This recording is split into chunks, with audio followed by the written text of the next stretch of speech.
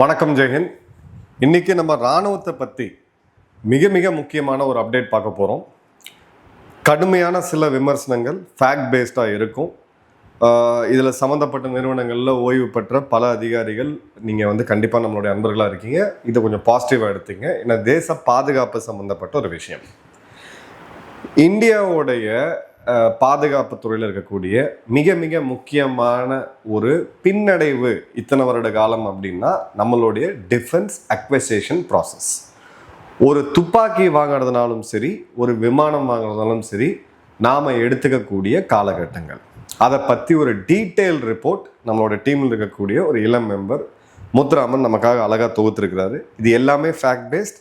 இந்த ரிப்போர்ட் தேவைன்னு நினைக்கிறவங்க இதை கேளுங்க. கண்டிப்பாக இதை நாங்கள் அனுப்பிச்சி வைக்கிறோம், இல்லை ஷேர் பண்ணுறோம், ட்ரை பண்ணுறோம். அதை இப்போது நமக்கு 2016 26 என்னென்ன, அதாவது சீர்திருத்தங்கள் நடந்த பிறகு 2016 முன்னாடி போனோம் அப்படின்னா நம்ம கதறி அள வேண்டியதாக இருக்கும். முப்படைகளோட தளபதிகள் பல முறை அரசாங்கங்கள் கிட்ட இதை சொல்லியிருக்கிறாங்க. இவ்வளோ டிலேஸ் நடக்குது, எங்களால் தாக்கை பிடிக்க முடியலன்னு சொல்லி. சமீபத்தில் நம்மளுடைய விமானப்படை தளபதி ஓப்பனாக HAL நிறுவன தலைவரோட கிட்டத்தட்ட அவ்வளோ அப்செட் ஆகி பேசினதை நம்ம பார்த்தோம். 42 ஸ்குவாடன்ஸ் இருக்க வேண்டிய இடத்துல இன்னைக்கு 29 கூட நம்ம கிட்ட இல்லை. இதுக்கு என்ன காரணம்? நிதி ஒதுக்கீடு இருக்கா? கண்டிப்பாக நிதி ஒதுக்கீடு இருக்கு. வாங்கக்கூடிய திறன் இருக்கா? வாங்கக்கூடிய திறன் இருக்கு. வாங்கக்கூடிய நேரம் அப்படின்றது மிகப்பெரியது. இது ஏன் அப்படின்னு பார்த்தீங்கன்னா, இந்த பிரிட்டிஷ் காலத்து பியூரோக்ரஸி, இங்கே இருக்கக்கூடிய அந்த மெக்காலே மைண்ட் செட்டில் அவங்க அந்த உலக நாடுகள் 66 நாடுகளை கண்ட்ரோல் பண்ணுறதுக்கு வச்சுட்டு போன சிஸ்டம்ஸ் அண்ட் ப்ராசஸை இன்னி வரைக்கும் நம்ம ஃபாலோ பண்ணிட்டு இருக்கிறது தான். இப்போது நம்மளுடைய மிக முக்கியமான ஒரு டாக்குமெண்ட் என்ன அப்படின்னு பார்த்தீங்கன்னா, டிஃபென்ஸ் அக்வசிஷன் ப்ரொசீஜர். ஒரு இராணுவ தளவாடத்தை எப்படி வாங்கணும் அப்படின்றதுக்கான விதிமுறைகள். இதில் 12 கட்டம் இருக்குது. இந்த 12 கட்டம் அப்படின்றது ஒரு கட்டமும் ஒரு ரோட் பிளாக், ஒரு பெரிய வேகத்தடை. அது டிராஃபிக் சிக்னல் நின்று அடுத்தது போய் போனால் தான் கிளியர் பண்ண முடியும். இப்போது கிளியர் கட்டாக இப்போ இருக்கக்கூடிய டிஃபென்ஸ் செக்ரட்டரி, பாதுகாப்பு துறையில் இராணுவ அமைச்சருக்கு அடுத்த லெவலில் இருக்கக்கூடிய டிஃபென்ஸ் செக்ரட்டரி ராஜேஷ்குமார் சிங் அவர்கள் நேரடியாக ஜனவரி மாதத்தில் ஒரு பேசும்போது சொன்னதுன்னா, India's military procurement policy had for long been damage and characterize the system as no secret that it is broken. கம்ப்ளீட்டாக உடஞ்சி போயிருக்கு, இது கம்ப்ளீட்டாக டேமேஜ் ஆகிருக்கு. இன்னைக்கு இருக்கக்கூடிய பாதுகாப்பு அச்சுறுத்தலுக்கு, இன்னைக்கு இருக்கக்கூடிய நாட்டுடைய இராணுவ தளவாடங்கள தேவைக்கும் நம்ம வச்சுட்டு இருக்கக்கூடிய ப்ராசஸுக்கும் சம்மந்தமே கிடையாது. இந்த 12 அடுக்கு ப்ராசஸ் என்ன? உலகத்திலையுமே எந்த ஒரு நாடும் ஃபாலோ பண்ணாத ப்ராசஸ். இதெல்லாம் கற்றுக் கொடுத்துட்டு போன பிரிட்டிஷே இதெல்லாம் ஃபாலோ பண்ணுறது கிடையாது அப்படின்றதான் பார்க்குறோம். 12 அடுக்கு அப்ரூவல் அப்படின்றது இங்கே கிளியர் கட்டாக பார்க்குது. அதே மாதிரி இப்போ இருக்கக்கூடிய ஒரு டிஃபென்ஸ் அக்வசிஷன், உதாரணத்துக்கு ஒரு துப்பாக்கி தேவை, நம்மளுடைய வீரர்களுக்கு ஒரு நவீன துப்பாக்கி தேவை அப்படின்ற போது 74 வாரத்திலிருந்து 118 வாரத்துக்குள்ளே இதை ஃபைனலைஸ் பண்ணணும்.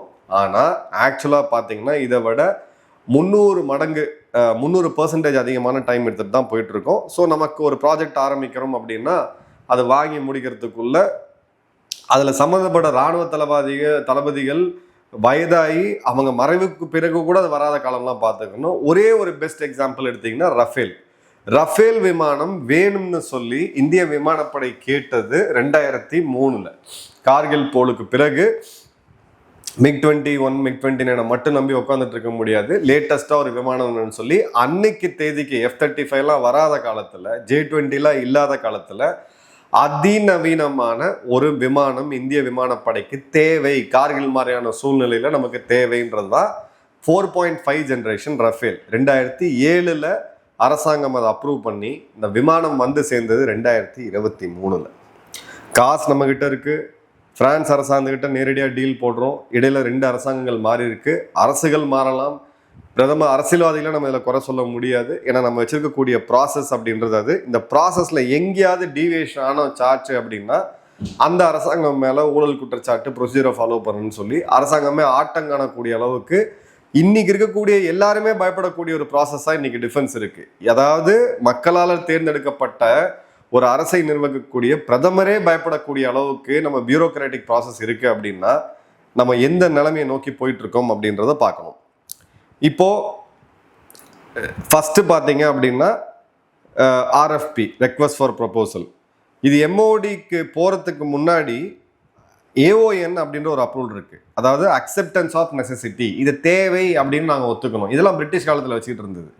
தேவைன்னு ஒத்துக்கிட்ட பிறகு ஆர்எஃப்பி, ரெக்வஸ்ட் ஃபார் ப்ரொபோசல், சரிங்க எங்களுக்கு இந்த தேவை இருக்குது நீங்கள் கொடுங்க அப்படின்னு சொல்லி. ரெக்வஸ்ட் ஃபார் ப்ரொபோசலுக்கு பிறகு டெண்டருக்கு பிறகு பிட்டிங்க்கு பிறகு நெகோசியேஷனுக்கு பிறகு அந்த குவாலிட்டி செக்கிங் எல்லாம் முடிஞ்சு வரத்துக்கு கிளியர் கட்டாகவே இது வந்து ஒரு ப்ராசஸ் கிடையாது. இந்தியாவுடைய பாதுகாப்பு, உயிரை கொடுக்கக்கூடிய வீரர்கள் வீராங்கனைகள் நமக்காக இருக்கிறாங்க. ஆனால் அவங்க பயன்படுத்தக்கூடிய இராணுவ தளவாடத்தை டைமில் வாங்கக்கூட முடியல. காசு இருந்தோம் அப்படின்னா நமக்கு கேள்வி கேட்க வேண்டியது இருக்குது.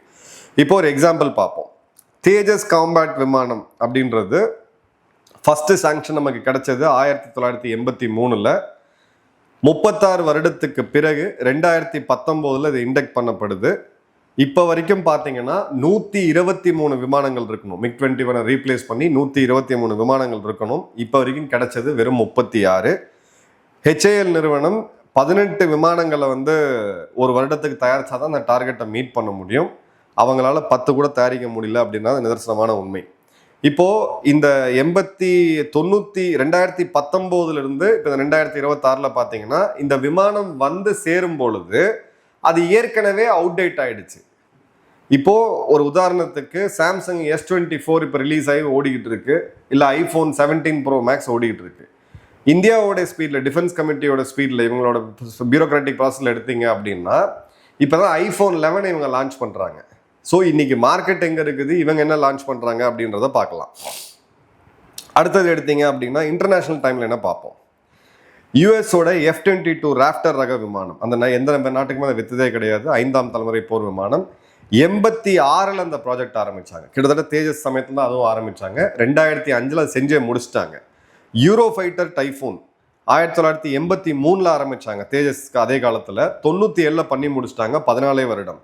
சைனாவோட J-20 ஸ்டெல்த் ஃபைட்டர் 2004 ஆரம்பிச்சாங்க. 2011 பறக்க விட்டு அது சைனாவோட விமானப்படைக்கு போயிருச்சு 8 வருஷத்துல. இந்தியாவுடைய தேஜஸ் எடுத்தீங்கன்னா 36 வருஷம், இன்னி வரைக்கும் அந்த விமானம் முழுவதா இந்திய விமானப்படைக்கு வந்து சேரலை. இப்போ HALோட ப்ரொடக்ஷன் எடுத்தீங்க அப்படின்னா 18 விமானங்கள் அவங்க வருடத்துக்கு பண்ணாதான் அந்த இது. இப்போ தேஜஸ் எடுத்தீங்க அப்படின்னா, ரஃபேல் எடுத்தீங்கன்னா டெக்னாலஜி டிரான்ஸ்ஃபர், தொழில்நுட்பம் ஓகே, தொழில்நுட்பத்தை அவங்க கொடுத்துட்டாங்க. செய்யறது யாரு? இவங்களால இருக்கக்கூடிய அந்த 18 விமானத்தையும் இப்போ வருடத்துக்கு வந்து கொடுக்க முடியல. இப்போ வரைக்கும் பார்த்தீங்க அப்படின்னா 123 விமானத்தில் 36 தான் கொடுத்துருக்காங்க. இந்த எஸ்டிமேட் அப்படின்றது ஆர்டர் அப்ரூவ் ஆனது 2021. 2030க்கு தாண்டியும் இந்த விமானங்கள் வருமா அப்படின்றது தெரியாது. அப்படியே வந்தாலும் பார்த்தீங்கன்னா பாகிஸ்தானுடைய விமானத்துக்கும் சீன விமானத்துக்கும் இது கம்ப்ளீட்டாக அவுடேட்டடாக இருக்கும். அடுத்தது ஒரு எக்ஸாம்பிள் பாருங்க. நம்மளுடைய ஆர்ட்லரி பீரங்கி போஃபர்ஸ்க்கு பிறகு மனோகர் பரிக்கர் அவர்கள் இந்த இடத்த ரொம்ப புஷ் பண்ணாரு. இந்தியாவில் நம்ம பீரங்கி தயாரிக்கணும் ஆரம்பிக்கணும்னு சொல்லிட்டு ஏடாக்ஸ்ன்னு சொல்லக்கூடிய advance towed artillery gun system போஃபர்ஸுக்கு ரீப்ளேஸ்மெண்ட்டாக வர வேண்டியது. இதை ஆரம்பித்தது 2013. ஃபஸ்ட்டு டெவலப்மெண்ட் அப்படின்றது 2017 நடந்திருக்கணும். முதல் ட்ரையல் சோதனைன்றது 2017 நடந்துச்சு. ஆனால் அந்த ட்ரையல் ஃபெயில் ஆச்சு. இப்போ ரீட்ரையல் பார்த்தீங்க அப்படின்னா 2017 முடிஞ்சிருக்கணும். ட்ரையல் முடிஞ்சு இந்த இது தயாரிப்புக்கு வந்திருக்கணும், துவங்கியிருக்கணும். 2023 வரைக்கும் இந்த ட்ரையல் முடியல. ஃபைனலாக 2 வருடம் முடிஞ்சாலும் இந்த ட்ரையல் முடியுது. ஃபர்ஸ்ட் ஆர்டரை வந்து 2024 மார்ச் 26 பிளேஸ் பண்ணுறாங்க. 150 பீரங்கிகள் 3365 கோடி மதிப்பில். இப்போ வரைக்கும் பார்த்தீங்கன்னா ஒரு பீரங்கி கூட வரல. ஜனவரி 2026 ப்ரொடக்ஷன் டிலேன்னு போயிட்டே இருக்கு. இப்போ DRDO, private industry partner, Bharat forge, Tata advance system, இது எல்லாமே பார்த்தீங்கன்னா இந்த சர்வீஸ் குவாலிட்டேட்டிவ் ரெக்யர்மெண்ட்ஸ், GSQRஸ்ன்னு சொல்லுவாங்க, ஜென்ரல் சர்வீஸ் குவாலிட்டேட்டிவ் ரெக்யர்மெண்ட்ஸ்ன்னு சொல்லுவாங்க. அது கம்ப்ளீட்டாக மாறுது. ட்ரையல்ஸை நம்ம நிறையா பண்ணுறோம் அப்படின்ட்டு. இப்போது அதே கம்பேரிசனை வைப்போம். இதுக்கு சமமாக இதை விட ஒரு நல்ல ஒரு பெஸ்ட் பீரங்கின்னு எடுத்தக்கூடிய யூஎஸோடைய M777 ஹாவிட்சர், சரிங்களா? இதை 1990 ஆரம்பித்தாங்க, 94 முடித்தாங்க. அதன் பிறகு அவங்க இன்வெஸ்ட் பண்ணிட்டாங்க. 4 வருஷம். ஸ்வீடனோடைய FH-77 ஆர்ட்லரி 3 வருஷம். பிரான்ஸோட சீசர் ஆர்ட்லரி 5 வருஷம். இந்தியாவோடைய ஏடாக்ஸ் டெவலப்மெண்ட்லேருந்து ப்ரொடக்ஷன் போகிறதுக்கு 11 வருஷம். அதுவுமே பார்த்தீங்கன்னா இப்போ டிலேயில் போயிட்டுருக்கு. இப்போ அடுத்தது இன்னொரு எக்ஸாம்பிள் பார்ப்போம். Arjun main battle tank. நான் இராணுவத்தில் சேரும் பொழுது இந்த டேங்க் வந்து வந்திருக்க வேண்டியது. ஓகே, இந்த கதை எப்படின்னு பார்ப்போம். 1972 இந்த ப்ராஜெக்டை நம்ம ஆரம்பிக்கிறோம். முதல் இண்டக்ஷன் அப்படின்றது 2009 நடக்குது. நல்லா கவனிங்க, போர் விமானங்கள் வேற கதை. ஓகே, இன்ஜின் நம்ம வெளியில இருந்து வாங்குறோம், தொழில்நுட்பம் இந்தியா கிட்ட இல்லைன்ட்டு. பீரங்கி எல்லாம் நமக்கு புதுசு கிடையாது. இந்த மாதிரியான ஒரு டெக்னாலஜி கம்மியான விஷயத்துலையுமே 72 ஆரம்பிக்கப்பட்டது, 2009 வருது. மார்க் 1 ஆல்ஃபா அப்படின்றது 2021 வருது. சரிங்களா? இப்போ 2021 எடுத்தீங்கன்னா அதுக்கு அடுத்த வருடம் பார்த்தீங்கன்னா ஒரு 2 வருடம் கழித்து உக்ரைன் ரஷ்யா போர் வருது.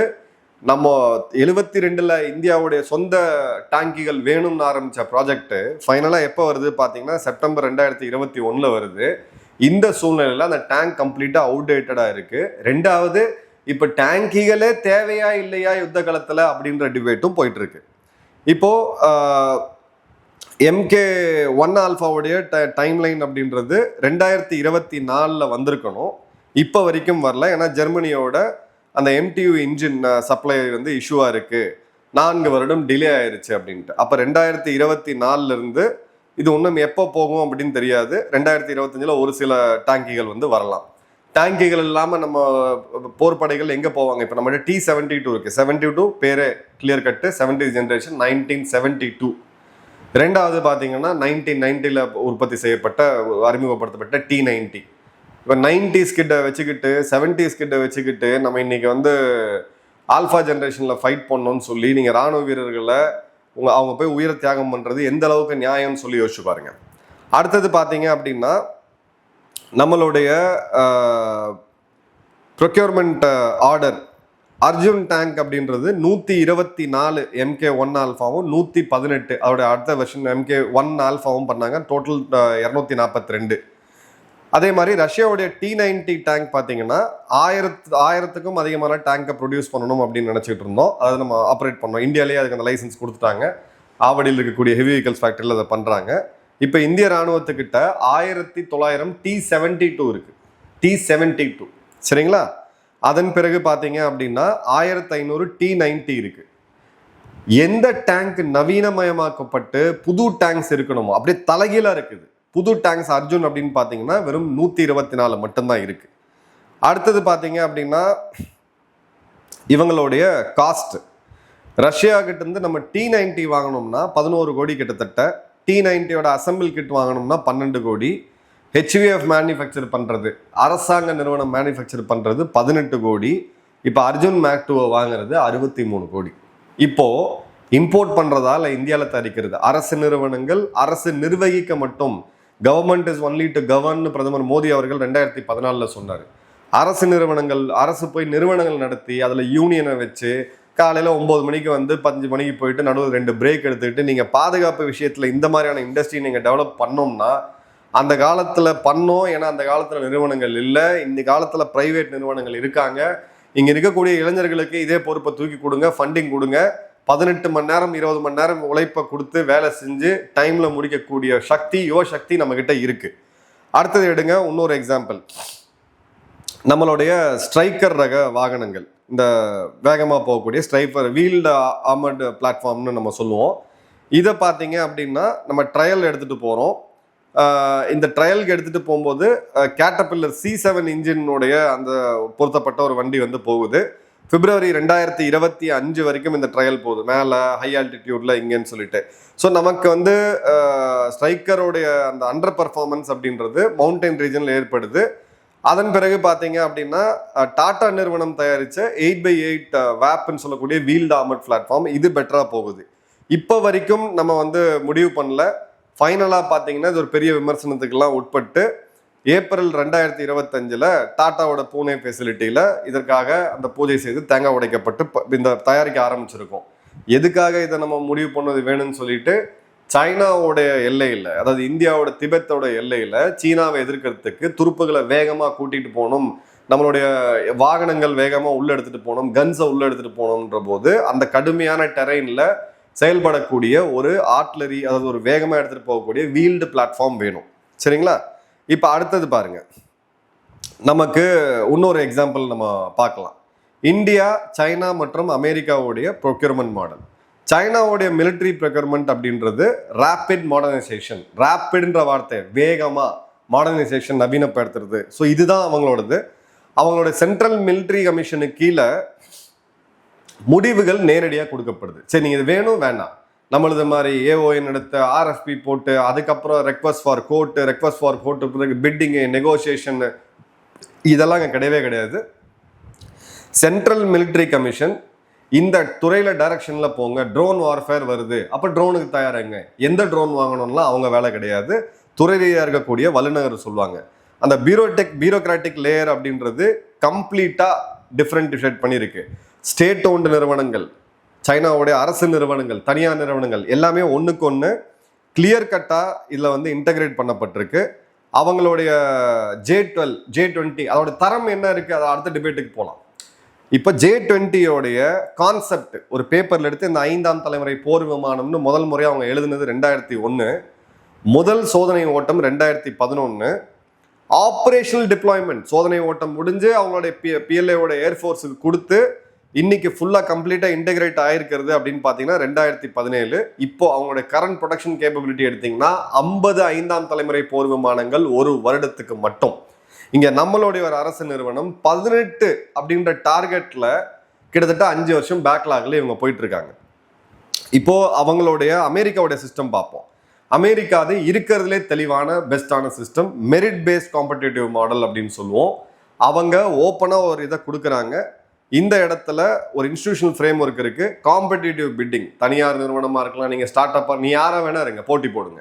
தரம் இருக்கணும், ரேட் இருக்கணும், டெக்னிக்கல் எவால்வேஷன் இருக்கு, cost plus and fix price contract. ஒரு தடவை அவங்க ஃபிக்ஸ் பண்ணிட்டாங்கன்னா நீங்கள் தைரியமாக உங்கள் நிறுவனத்தை அடுத்த ஒரு இதுக்கு போகணும். ஸோ 5 டேங்குக்கு ஒரு டெண்டரு, 10 டேங்குக்கு ஒரு டெண்டர்னு திரும்ப டெண்டர் விங் ப்ராசஸ் கிடையாது.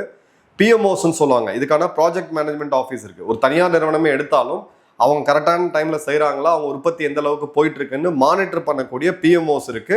இதை தாண்டி பார்லிமெண்ட்ரி கமிட்டி, அவங்க காங்கிரஷனல் ஓவர் சைட்டுன்னு சொல்லுவாங்க. அங்கே இருக்கக்கூடிய எம்பிக்களுடைய இதுலையுமே இருக்கு. நம்ம இதில் 534 எம்பிக்களாக இருக்காங்க, நான் 42 நினைக்கிறேன். இவ்வளோ எம்பிக்கள் இருக்காங்க. அதில் படித்தவர்கள் தேர்ந்தவர்கள் இருக்காங்க.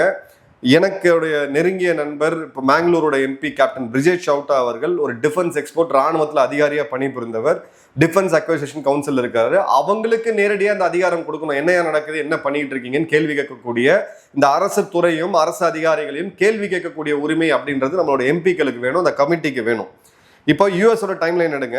F-35 லைட்னிங் 2 ஃபைட்டர் அவங்களோட 5ஆம் தலைமுறை போர் விமானம் 96ல் இனிஷியேட் பண்றாங்க, 216 20 வருடத்துல முடிக்கிறாங்க.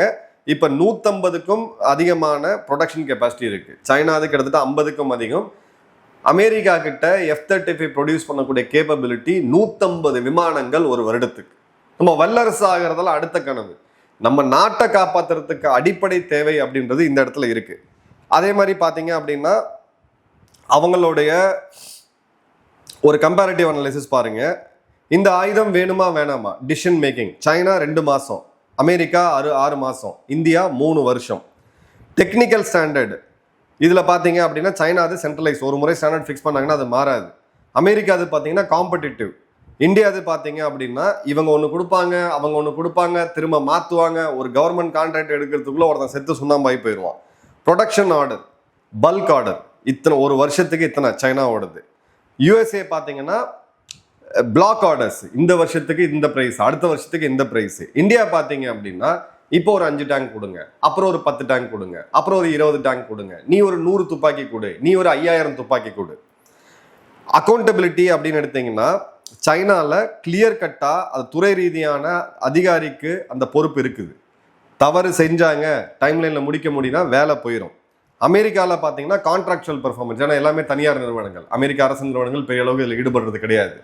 கான்ட்ராக்டை மிஸ் பண்ணீங்கன்னா கோடிக்கணக்கான $1 பில்லியன் உங்களுக்கு ஃபைன் வரும். இந்தியாவில் இருக்கக்கூடிய பியூரோக்ராட்ஸ், இதில் வேறு அரசு துறை அதிகாரிகள் யாருக்காவது இது நாள் வரை அந்த நாடு நம்ம சுதந்திரம் பெற்று இன்னைக்கு வர 50 வருடம் 30 வருடம் ஒரு விமானம் டிலே இருக்கு, உங்களை பணி நீக்கம் செய்கிறோம், இல்லை உங்கள் ப்ரொமோஷனை தடை செய்கிறோம், ஏதாவது ஒரு ஆக்ஷன் கேள்விப்பட்டீங்களா? கிடையாது. கம்ப்ளீட்டாக அக்கௌண்டபிலிட்டியே நமக்கு கிடையாது. அடுத்தது காஸ்ட். அதில் சைனா அரசாங்கம் ஸ்டேட் ட்ரிவன் ப்ரைஸ், இதுதான் ப்ரைஸ் நீங்கள் பண்ணுங்கன்ட்டு, அது கூட ஓகே. அமெரிக்கா அது மார்க்கெட் காம்படிஷன் ட்ரிவன். இந்தியாவில் பார்த்தீங்க அப்படின்னா ஸ்பெசிஃபிகேஷன் ட்ரிவன், இந்த ஸ்பெசிஃபிகேஷனுக்கு இது ப்ரைஸ், அடுத்தது இந்த ப்ரைஸ், அடுத்தது இந்த ப்ரைஸ். சைனாவுடைய டைம்லைன் அடரன்ஸ், அவங்க ஒரு ப்ராஜெக்டை எடுக்கிறாங்க ஒரு ராணுவ தளவாடத்துக்கு, எத்தனை அந்த எடுத்த டைம் லைனுக்குள்ள எவ்வளவு முடிக்கிறாங்கன்னா 80% 85%, அமெரிக்கா 70% 75%, இந்தியா 15%. நம்ம எடுக்கக்கூடிய டைம்லைன் என்னங்க, இந்த டைம்குள்ள நீங்க போய் நின்று இந்த வேலையை முடிக்கணும்னு இருக்கு.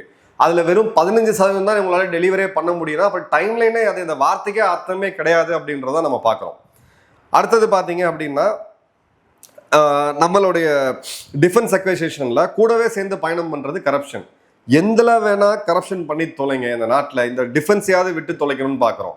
இப்போ 2009-19 சரிங்களா, 2009 to 14 விவிஐபிஸ்க்குன்னு சொல்லி நம்ம ஒரு ஹெலிகாப்டர் வாங்குறோம். அகஸ்டா வெஸ்ட்லேண்ட்னு ஒரு இது 3600 கோடி. இது பார்த்தீங்க அப்படின்னா மிகப்பெரிய ஒரு ஸ்கேம்ல போய் இதில் இடைத்தரகர்கள் பல பேர் கைது செய்யப்பட்டு அந்த ப்ராஜெக்ட் அப்படியே ஊட்டி மூடினாங்க. ரஃபேல் எடுத்துக்கங்க, 2015 2026 இதுல ஊழல் நடந்துருச்சு, இது நடந்துருச்சு, அது நடந்துருச்சுன்னு சொல்லி இவங்க மாறி மாறி ஒருத்தர் பேசிக்கிட்டு கடைசியா இப்ப பாத்தீங்கன்னா 36 விமானங்கள் வந்து சேர்ந்திருக்கு. இதே மாதிரி டிஃபென்ஸ் சம்பந்தப்பட்டதுல 2025 சிஏஜி பார்லிமெண்டரி ரிப்போர்ட் எடுத்தீங்க அப்படின்னா இந்த ரெகுலர் ப்ரொக்யூர்மெண்ட், அதாவது 6ஆம் தலைமுறை போர் விமானம் வேணும், 5ஆம் தலைமுறை போர் விமானம் அடுத்த 15 வருஷத்துல வேணும்னா அந்த வேலையை இன்னைக்கு நீங்க ஆரம்பிக்கணும். அதெல்லாம் பண்ணாம படை தளபதிகள் கதறி நம்ம கிட்ட நாடு அச்சுறுத்தலுக்கு இருக்குன்னு சொல்லும் போது எமர்ஜென்சி ப்ரொக்யூர்மெண்ட் சிஏஜி ரிப்போர்ட் என்ன சொல்லுதுன்னு பார்த்தாங்கன்னா 72% ஆர்மியோடைய கான்ட்ராக்ட்ஸ் எமர்ஜென்சி ப்ரொக்யூர்மெண்ட்ல வந்தது அவங்களால டெலிவர் பண்ண முடியல. ஏன்னா தனியார் துறைக்கு திடீர்னு 50,000 துப்பாக்கிகள் வேணும்னு கேட்டீங்கன்னா அந்த தனியார் நிறுவனம் இது கடை கொண்டா இருக்கு இல்லைன்னு சொல்லுவாங்களா, அது மாதிரி தான். ஏன்னா இது எல்லாம் ராணுவத்துக்கு மட்டுமே போகக்கூடியது, சிவில்ல விற்கக்கூடிய ஒரு பொருள் கிடையாது. ஸோ அந்த இடத்துல ஸ்ட்ரகிள் ஆகுறாங்க. இப்போ சிஏஜியோட ரிப்போர்ட் எடுத்தீங்கன்னா deviations regularise beyond the waivers granted from prescribed procurement process and rules utilise to meet operational requirements. System இங்கே சிஏஜி சொல்றாங்க இல்லை நீங்கள் ப்ராசஸை ஃபாலோ பண்ணலன்ட்டு. இப்போ இருக்கக்கூடிய பல முன்னாள் ராணுவ அதிகாரிகள், அதாவது நீங்கள் லெப்டினன்ட் சுக்லா போன்ற மிகப்பெரிய ராணுவ சீனியர் லெவலில் இருந்த ராணுவ அதிகாரிகள் கேட்கக்கூடியது, எப்போ அவங்களுக்கு ப்ராசஸ் முக்கியமா, நாட்டுக்கு ராணுவத்துக்கு ஆயுதங்கள் முக்கியமா, எது முக்கியம்? இந்த ஆயுதங்களை இப்படிதான் வாங்கணும்னு ஒரு 12 அடுக்கு இதை நீங்களே போட்டு வச்சுட்டு அந்த 12 அடுக்குல இதை ஃபாலோ பண்ணலன்னு சிஏஜி இப்படி ஏன் பண்ணல அப்படின்னு சொல்லிட்டு அதுல சம்பந்தப்பட்ட துறை ரீதியால் எதிர்கட்சி ஆளுங்கட்சி இந்த பாலிடிக்ஸ் உங்களுக்கு வேணுமா, இல்லை இது வேணும் அப்படின்னா எங்களுக்கு இது நடக்குமா இல்லையா அப்படின்றது வேணுமா? இப்ப சமீபத்தில் ஒரு எக்ஸாம்பிள் சொல்றேன். அமெரிக்காவுடைய அதிபர் ட்ரம்ப், பல விமர்சனங்கள் இருக்கலாம், ஆனா அவருடைய தேசபக்தி எந்த அளவுக்குன்றது நான் ஒரே ஒரு எக்ஸாம்பிள் சொல்றேன். பெல்லாந்தர் அப்படின்னு சொல்லி ஒரு தனியார் நிறுவனம், ஏஏ நிறுவனம், அவருக்கு ஒரு 5 தமிழ்நாட்டோட ஒரு மிக முக்கியமான, இந்தியாவோட மிக முக்கியமான மூளை அந்த நிறுவனத்தில் இருக்கு. இங்கிருந்து போனவர் தான். அந்த நிறுவனம் ஏஐ பேஸ் பண்ணி, செயற்கை நுண்ணறிவை பேஸ் பண்ணி பேட்டில் டிசிஷன்ஸ், யுத்த காலத்தோட முடிவுகளை எடுக்கலாம் அப்படின்னு சொல்லி ஒரு டீப் டெக்கை கொண்டு வராங்க. அதை அவர்கிட்ட கொண்டு போய் காமிக்கிறாங்க. உடனடியாக அவர் அந்த டிபார்ட்மெண்ட் ஆஃப் டிஃபென்ஸ், இப்போ பார்த்தீங்கன்னா டிபார்ட்மெண்ட் ஆஃப் வாரண்ட் மாற்றிட்டாங்க, அவங்கள கூப்பிட்டு ஒர்க் பண்ண சொல்கிறாங்க. ஒர்க் பண்ணணும் அப்படின்னா இதுக்கு முன்னாடி அமெரிக்கா செஞ்ச யுத்த காலத்தோட டேட்டா வேணும், அதை அவங்களுக்கு கொடுக்க முடியாது, அரசு ரீதியாக துறை ரீதியாக பர்மிஷன் இல்லை, ஏன்னா அவங்க ராணுவ அதிகாரிகள் கிடையாது அப்படின்னு அவங்க அப்ஜெக்ட் பண்ணாங்க. ட்ரம்ப் காதில் இது விழுந்துச்சு. ட்ரம்ப் பண்ண அடுத்த இம்மிடியட் முடிவு என்ன அப்படின்னா, அந்த நிறுவனத்தை சேர்ந்த அந்த 4 இளைஞர்களை கூப்பிட்டு அவங்களுக்கு கௌரவ ராணுவ பதவி லெப்டினன்ட் கர்னலாக நியமிச்சு இப்போ நீங்கள் கொடுங்கன்னு சொன்னாங்க. இது முடிஞ்சு போச்சுன்னு சொல்லிட்டு அடுத்த இன்னொரு எக்ஸாம்பிள் சொல்கிறேன். ரைத்தன் நிறுவனம், இவங்க இப்போ அமெரிக்காவுடைய அந்த கோல்டன் டோம் அப்படின்னு சொல்லக்கூடிய ப்ராஜெக்ட் கிட்டத்தட்ட $3 trillion நாங்கள் செலவு பண்ண போகிறோம், அமெரிக்காவுக்கு அந்த கவசம் வேணுன்ற போது முதல் ப்ரெசன்டேஷன் அங்கே இருக்கக்கூடிய டிஃபென்ஸ் நிறுவனங்கள் சொன்னது இது ஒரு 15 வருட காலத்தில் பண்ணி முடிச்சலான்னு சொல்லிட்டு ட்ரம்ப்பை திரும்ப வச்சு எனக்கு 3 வருஷத்தில் வேணும், என்ன பண்ணணுன்றதை என்கிட்ட கேளு, உனக்கு என்ன வேணுமோ நான் பணம் செய்கிறேன், உனக்கு உதவி செய்கிறேன், எந்த நிறுவனத்தை வாங்க என்ன பண்ணுவோன்னு தெரியாது, 3 வருஷத்துல எனக்கு அது டெலிவரி ஆகணும். டிஃபென்ஸ் அக்வசேஷன் அப்படின்றது தேசத்தோடைய ப்ராஜெக்ட், நம்ம ஒருத்தர் பாதுகாப்பு சம்பந்தப்பட்ட ப்ராஜெக்ட், நாட்டோடைய பாதுகாப்பு சம்பந்தப்பட்ட மிக முக்கியமான விஷயம். இந்த இடத்துல இந்த பியூரோக்ராட்டிக் எஸ்டிமேட்ஸை தூக்கி வச்சுக்கிட்டு நம்ம இன்னும் பழைய பஞ்சாங்கத்தை எடுத்து வச்சுட்டு டிஃபென்ஸ் அக்வசேஷன் அந்த புக்கை படிச்சு முடிக்கிறதுக்கு இப்போ நிறைய பேர் எங்கிட்ட டிஃபென்ஸ் கன்சல்டிங் வரீங்க, என்னுடைய பிஸ்னஸுமே தொழிலுமே அதில் இருக்கு. அதுக்கு உள்ள போய் படிச்சு அதை புரிஞ்சு அதை நம்ம செயல்படுத்துறதுக்குள்ள இந்த துறைக்கு ஏன் வந்தோம்னு யோசிக்கக்கூடிய அளவுக்கு இன்னைக்கு நிலைமை மோசமாக இருக்கு. இந்த நிலைமையை மாறணும், இந்த அரசாங்கம் மாற்றணும். இல்லை இதே கதையில நம்ம போயிட்டு இருக்கோம் அப்படின்னா எங்கேயோ கடவுள் இந்த மக்களுடைய ஆசீர்வாதம் இந்த நாட்டை காப்பாற்றிட்டு இருக்குன்னு நான் சொல்லுவேன். இது மாறணும். உலகத்தோடைய பெஸ்ட் மிலிட்ரி ஃபோர்ஸ் நம்ம கிட்ட இருக்கு. டவுட்டே வேண்டாம். ஆனால் அந்த வீரர்கள் கையில் போய் சண்டை போட முடியாது. டாங்கிகள் வேணும், பீரங்கிகள் வேணும், ஏவுகணைகள் வேணும், போர் விமானங்கள் வேணும். இதெல்லாம் நம்ம கரெக்டான டைமில் கொடுக்கணும் அப்படின்னா தயவு செய்து இந்த பியூரோக்ராட்டிக் ப்ராசஸை மூடி வச்சுட்டு இளைஞர்களை கூட்டிட்டு வாங்க. இன்னைக்கு இருக்கக்கூடிய யங் பிளட்டை கூட்டுவாங்க. அவங்க கிட்ட இந்த ப்ராஜெக்டை கொடுங்க. நிறைவேற்றி கொடுக்கல அப்படின்னா நான் கண்டிப்பாக இந்த டாபிக் பற்றி இனிமேல் நான் பேசாமே இருக்கேன். ஒரு ஆதங்கம், ஒரு கோபம் இருக்கு, ஒரு கவலை இருக்கு. நம்ம நாடு எங்க இருக்க வேண்டியது இந்த இடத்துல நம்ம தோய்வா இருக்கும்னு சொல்லிட்டு பாசிட்டிவ் கிரிட்டிசிசம் வெல்கம் பண்ணுங்க. இந்த ரிப்போர்ட்ல நான் எங்கேயாவது தவறாக ஏதாவது கோட் பண்ணியிருந்தேன்னா என்னை நீங்க சுட்டி காட்டுங்க, நான் திருத்திக்கிறேன். இந்த வீடியோட முடிவில் ஒரு சிறு பிழை இல்லை ஒரு பெரும் பிழையே நடந்துச்சு. அஜித் பவார் அவர்களுடைய அந்த இதில் அஜித் தோவல்னு சொல்லி நாங்கள் இதை தப்பாக போட்டுட்டோம். அதற்கான மன்னிப்பை உங்ககிட்ட கேட்டுக்கிறோம். இனிமேல் வரக்கூடிய காலங்களில் அதில் கேர்ஃபுல்லாக இருக்கும். நன்றி, வணக்கம், ஜெயஹிந்த்.